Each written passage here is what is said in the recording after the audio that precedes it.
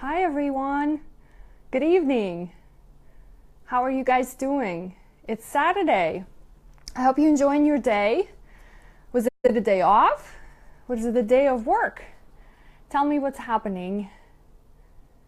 I am excited to chat with you today about just all kinds of stuff. So, interesting enough, before I turned on my Facebook Live, I had to scan through my phone. As the topic of today's Daily Juice is, I wanted to sort of pick your brain and see what kind of apps are you using.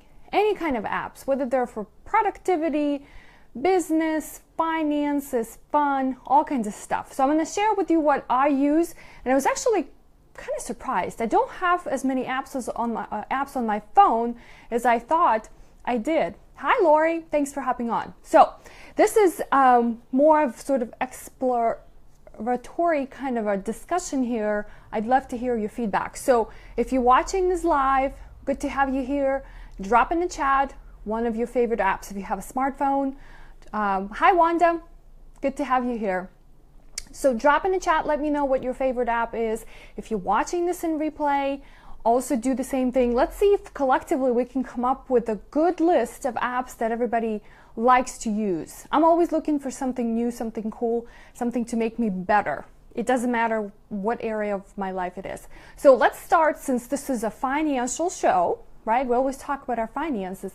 Let's start with the two very simple apps that I use. So my number one is Mint, so mint.com. For those of you who don't know, Mint is an online aggregation service, okay? It's a program that allows you to collect all your data from various checking, savings, credit card accounts. And what it does is it collects all your transactions and it gives you a real-time budget or spending. So I like you looking at that app because it gives me up-to-date picture of what's going on. And it goes really well with our money dates that we usually have on Wednesdays, where this is one of those secrets. Now, Wanda, you've been coming on for quite some time, so now this is one of those secrets that I haven't shared yet, but that's the app that I use to log in to check out what's happening, right? This is how I know where all of my spending is at. This is how I know where all income is coming from, right? And this is where I know how much of a savings goal I am actually achieving. Hi Katya, good to have you here. So that's it. That's my number one app. Now, as far as financial apps, the second one is obviously my bank app. And I have actually two, well, I have three because one is for business, but two for personal use. So those are, I think everybody, I use Bank of America and Ally, but whatever the banks that you use are fine as long as you can log in and be able to either deposit checks. That's what I do these days. I've never ever go to the bank. And then my second bank is actually an online bank. So they don't have a brick and mortar. So all you have to do is implement all transactions online on your phone. So those are my two financial apps.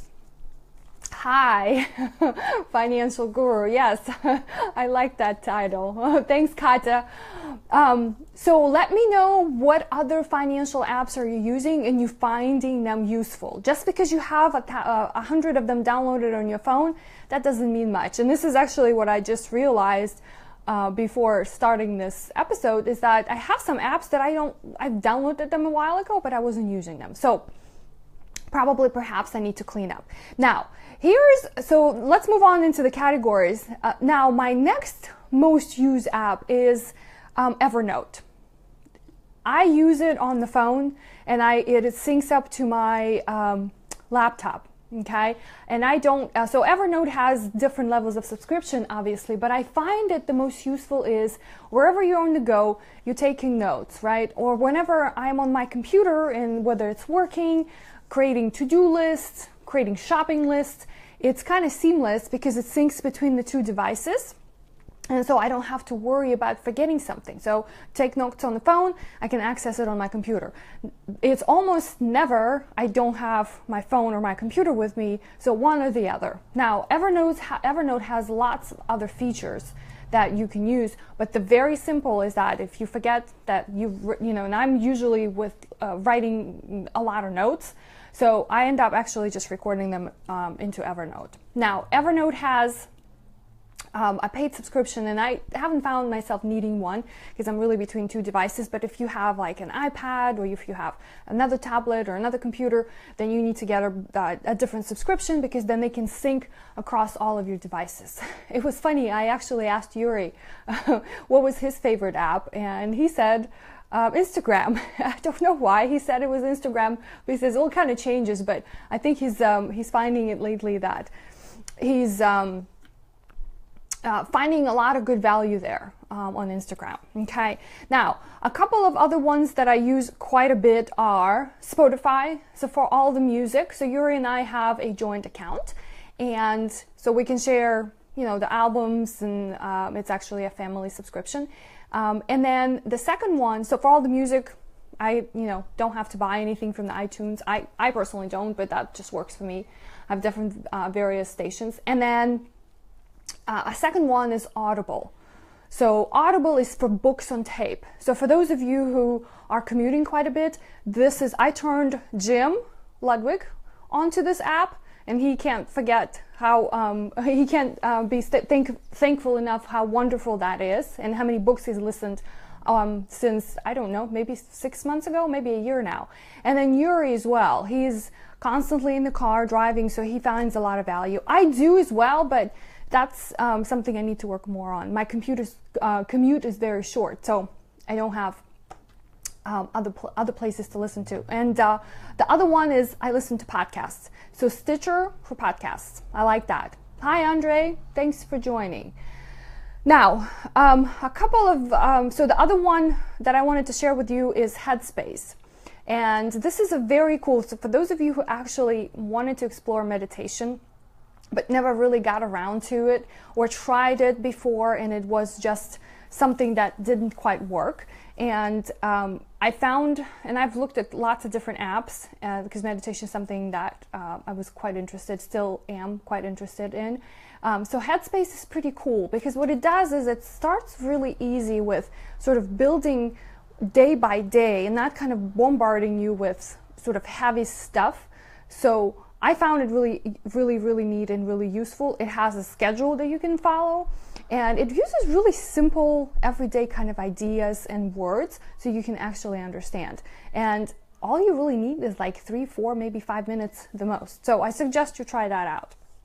And then my latest one that I've sort of started using more, it started with being something that I use on my laptop, but actually there's an app for everything these days, so you can actually get it on your phone as well, is Asana. So Asana is like for project management. If you have a business that you're trying to run, it's really good for teamwork. Or if you don't have a business, actually, I'm learning more about it, trying to create the projects that I'm working on. But if you have other people that you're collaborating with, it could be even family members, right? I think that this could be actually even utilized for having money dates.